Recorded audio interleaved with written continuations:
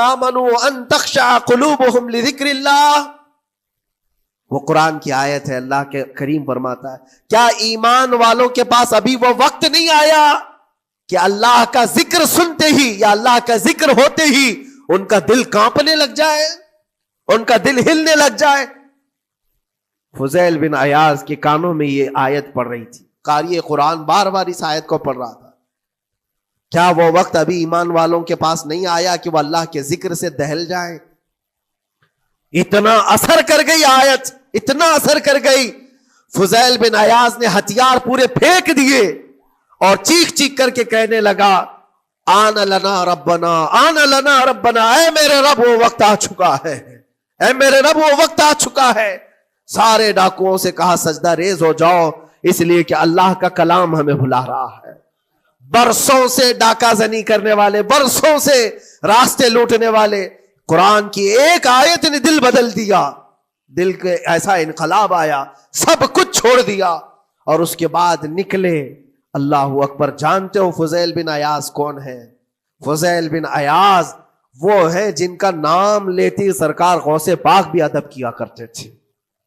فضیل بن عیاض اللہ تبارک و تعالیٰ نے ولایت کا وہ مقام عطا کر دیا. بڑے بڑے اولیاء کرام ان کے پاس آنے لگے. اپنے زمانہ جوانی کا زمانہ ڈاکہ زنی میں گزرا تھا, لیکن جب پھر وقت آیا توبہ کا اور دل کے بدلنے کا تو اللہ نے وہ مقام دیا, وہ مقام دیا. تاریخ میں آج بھی موجود ہے کئی سلسلے ایسے, سلسلے چشتیہ میں, اور کئی سلسلے ایسے ہیں جو فضیل بن عیاض سے ہو کر حضور پاک تک پہنچتے. فضیل بن عیاض ان کا نام ہے.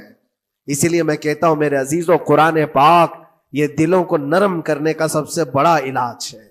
زمین کو نرم کر دو اور اس کے بعد پھر بیج بو. دیکھو اسی لیے اقبال نے کہا تھا ذرا نم ہو تو بڑی زرخیز ہے یہ مٹی ساکھی. یعنی یہ زمین تھوڑی سی نرم ہو جائے تو اس میں تو سونا چاندی یہ اگل سکتی ہے.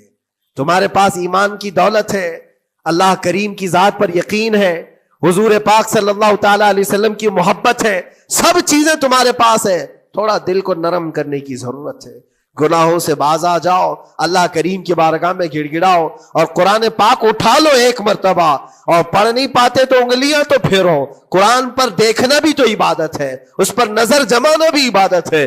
اللہ کا کلام سمجھ کر کے تم نے اٹھایا ہے تو جانتے ہو قرآن عظیم کل قیامت کے دن جس کی شفاعت کے لیے کھڑا ہو گیا, میرے آقا فرماتے پھر اس کو جہنم میں کوئی چیز نہیں لے جا سکے گی.